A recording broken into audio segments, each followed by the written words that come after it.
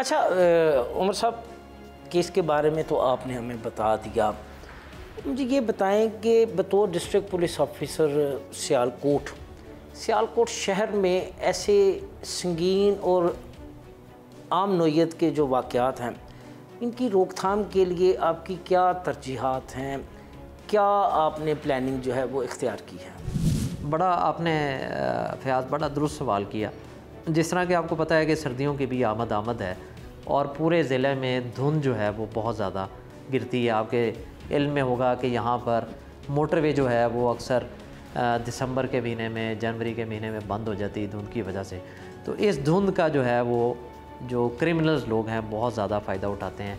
House रॉबरीज़ की बड़ी शिकायत आती हैं। हमारा जो पसरूज सर्कल है उसकी तरफ जो ज़िला नारोवाल के साथ लगता है, और इसके साथ साथ जिस तरह ही चावल की फसल उठने का टाइम आ जाता है और लोगों के पास थोड़ी सी रकम आ जाती है, तो राहज़नी की वारदात जिसको हम स्ट्रीट क्राइम कहते हैं, इसमें बड़ा तेज़ी का रुझान देखने में आता है। तो उस हवाले से जो हमारी क्राइम फाइटिंग स्ट्रेटजी है उसमें नंबर 1 जो है वो हमारा सेफ़ सिटी है।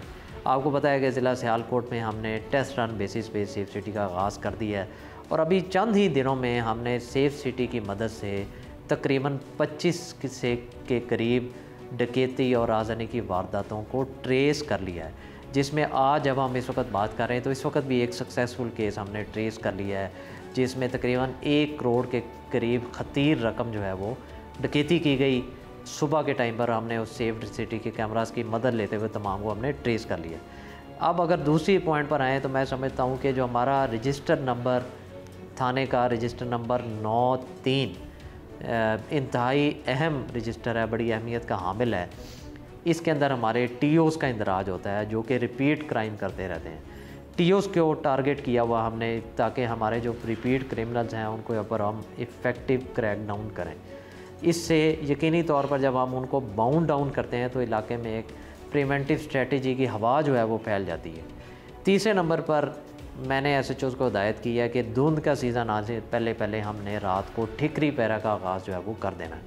आपको इस चीज़ का बखूबी इल्म है कि पुलिस हर जगह मौजूद नहीं हो सकती, क्योंकि हमारे पास बड़े लिमिटेड रिसोर्सेज हैं, गाड़ियाँ लिमिटेड हैं, मोबाइल है, गश्त है, उसके साथ साथ हमने तफ्तीश करनी है, लॉ एंड ऑर्डर देखना है, सिक्योरिटी देखनी है, कोर्ट्स की सिक्योरिटी देखनी है। तो ये मुमकिन नहीं कि हम हर जगह मौजूद हों। तो ये जो हमारे पुलिस रूल्स में बाकायदा एक ठिकरी पैरा का जिक्र है, उसको अमली जामा पहनाने की तरफ हम जा चुके हैं। हमारी नंबरदारों के साथ मीटिंग हो चुकी है ताकि धुंध में हाउस रॉबरी और मवेशी की जो चोरी की वारदातें हैं इनको हम इफ़ेक्टिवली रिड्यूस कर सकें। 5वीं चीज़ जो इसमें बड़ी इंपॉर्टेंट है वो है मोटरसाइकिल गश्त। आपने देखा है कि ज़्यादातर जो राहज़नी की वारदात होती मोटरसाइकिल पे होती है, वो ना सिर्फ मोटरसाइकिल पे होती हैं बल्कि 1 to 5 मोटरसाइकिल पर होती हैं, क्योंकि ये एक ऐसा मोटरसाइकिल है जो कि बड़ी तेज़ी से गलियों के अंदर निकल जाता है और इन डाकुओं को कैच करना मुश्किल हो जाता है। तो इस ज़िमन में हमने जो अपने यूसी स्क्वाड्स हैं, जिनको हम मोटरसाइकिल स्क्वाड्स कहते हैं, ये हमने हर थाने में तैनात किए हुए हैं, जिसमें बड़े प्रोफेशनल कांस्टेबल्स जिनको बाकायदा ट्रेनिंग दी गई है, उनको वायरलेस सेट्स दिए गए हैं और हॉट परसूट के लिए उनको रेडी रखा हुआ है। और इसमें देखने में आया कि जो हमारा क्राइम टाइम एनालिसिस है उसमें शाम 6 बजे के बाद वारदात शुरू होती है और रात 12 बजे तक हमारा ऐसा टाइम है जिसमें मैक्सिमम क्राइम अगेंस्ट प्रॉपर्टी जो है वो देखने में आती है। और इसके साथ साथ 12 बजे के बाद से लेकर अगली शाम 6 बजे तक हमारा क्राइम जो है वो बड़ा मिनिमल रहता है।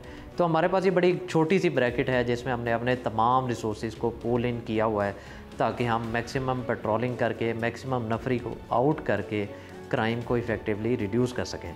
तो फ़याज़ साहब, इसमें आप मेरे से भी ये बेहतर समझते हैं कि क्राइम रिडक्शन का सिर्फ़ और सिर्फ एक पैरामीटर जो है वो है 15 कॉल्स। अगर मैं आपको किसी और KPI पर कन्विंस करने की कोशिश करूं कि हमारा क्राइम जो है वो रिड्यूस हो गया है, तो आप कतई तौर पर मेरी बात हरगिज़ नहीं मानेंगे, क्योंकि आप पुलिसिंग को बड़ा अच्छा समझते हैं। तो 15 कॉल्स का कंपैरिजन जब मैंने पिछले 2 माह का ज़िला सियालकोट का निकलवाया है तो अल्हम्दुलिल्लाह बहुत ही खातिर ख्वाह कमी देखने में आई है। मैं आपके साथ ये डाटा जो है वो एक स्लाइड शेयर भी कर देता हूँ ताकि आप वो देख सकें कि हमने इन तमाम स्टेप्स लेने के बाद क्राइम में कितने फ़ीसद